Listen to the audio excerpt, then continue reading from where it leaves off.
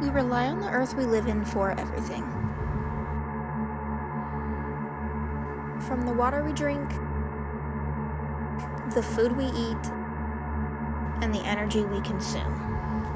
Have you considered what happens when the system starts to collapse? A hurricane is barreling toward Florida. Hurricane Milton is now bad as it gets. If this storm even comes remotely close to where the Hurricane Center is forecasting, this is going to be one for the record books.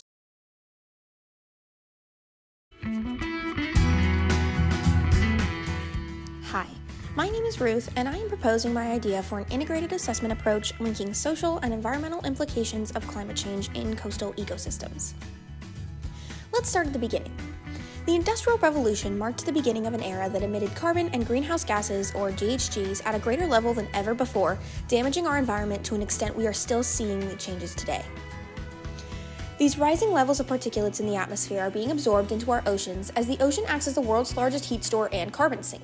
Estuarine and coastal ecosystems, or ECEs specifically, link these deep ocean ecosystems and systems such as seagrass beds, coral reefs, salt marshes, and wetlands. Due to the widespread services provided by ECEs, they are some of the most critical ecosystems to consider when addressing the social and environmental effects of climate change. With the increase of carbon emissions, the ocean is uptaking mass amounts of carbon dioxide, or CO2, which is fundamentally changing the ocean chemistry. The effect of carbon saturation creates an increase of hydrogen ions, which decreases the overall pH, meaning the ocean is becoming more acidic. Impacts of ocean acidification are detrimental to coastal ecosystems, as the majority of ecosystem services such as food, recreation, and materials are derived from these shallow waters, as well as damaging critical keystone species such as coral reefs, crustaceans, and mollusks. Another concern are tropical cyclones, or TCs, that can only form in warm waters and are essentially massive heat engines that pick up velocity and strength, becoming tropical storms and hurricanes. The El Niño Southern Oscillation, or ENSO event, is made up of two distinct patterns known as El Niño and La Niña, and is a major driver of ocean events. As sea levels rise and temperatures increase, these events are becoming more frequent, intense, and globally diverse. The convergence of increasingly powerful ENSO events, warming atmospheric and ocean temperatures, sea level rise, and the implied loss of coastal wetland buffer zones, ECEs and reliant coastal communities are in great danger. Coastal communities are at the front line of danger from climate change. They are facing these physical threats of displacement while also facing food insecurity and water contamination, as saltwater intrusion from erosion and sea level rise lead to salinization of water sources. The loss of coastal wetlands and infrastructure is additionally placing economic strain on coastal communities, as over $1 trillion worth of infrastructure resides within 200 meters of coastline, and over 60,000 miles of roads are within coastal flood zones in the U.S. alone. I am proposing a two-step process. I will use an integrated assessment framework, IAF, which is essentially a model that combines information from several disciplines to assess interlinking effects and sustainability measures. I will examine the relationship between the shift in ocean chemistry and characteristics and social impacts on health, safety, and economics. The data for this step will be collected from NOAA, IPCC reports, databases like EBSCO, and other peer-reviewed works.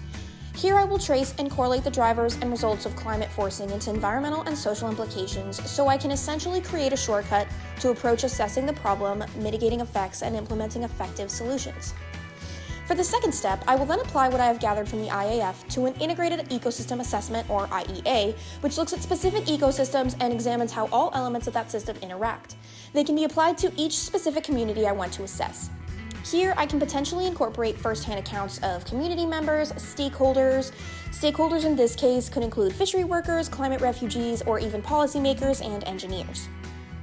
This step will allow me to create individual mitigation recommendations for each community, as each community will have different concerns and fluctuating levels of risk, depending on socioeconomic status, population, and ecosystem characteristics.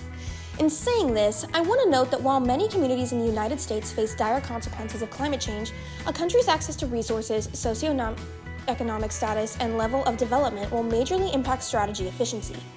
Small island developing states, or SIDS, are facing some of the highest risk of economic losses from loss of land, employment, infrastructure, as well as non-economic losses from displacement and even loss of life.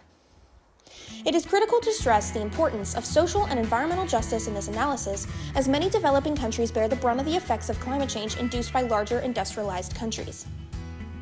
Some solutions to be considered in the second portion of the plan would be green or nature-based infrastructure solutions, such as adaptations through hybrid coastlines, living shoreline solutions. These use seagrass meadows and barrier islands, as well as increasing and protecting blue carbon storage methods, which includes mangrove forests and kelp farms. These solutions are integral to mitigating the risk of tropic storms and flooding damage, as these barrier islands and strengthened coastlines will be an important first line of defense for these coastal communities. I plan to provide an assessment method that can be used across various coastal communities on a global scale.